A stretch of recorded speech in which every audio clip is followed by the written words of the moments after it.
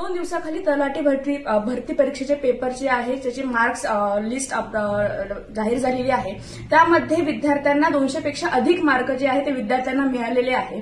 वारंवार ह्या सगळ्या सरळ सेवेमार्फत होणाऱ्या ज्या परीक्षा आहेत त्यामध्ये वारंवार घोटाळे होतात हे निदर्शनास येत असताना ज्या काही ह्या सरळ सेवेच्या माध्यमातून होणाऱ्या परीक्षा आहे ह्या एमपीएससीच्या मार्फत घेण्यात याव्या अशी आमची मागणी आहे। त्याचबरोबर वारंवार ह्या ज्या परीक्षांमध्ये त्रुटी आहे यामध्ये युवा सेनेच्या माध्यमातून आम्ही निषेधच नोंदवत आहोत आणि उद्या राज्याचे मुख्यमंत्री साहेब यांची भेट घेऊन या संदर्भात सखोल चर्चा करून या विषयाचे निवेदन राज्याचे मुख्यमंत्री, उपमुख्यमंत्री तसेच गृहमंत्री असतील आणि जे महसूल मंत्री आहेत त्यांच्याकडे आम्ही देणार आहोत।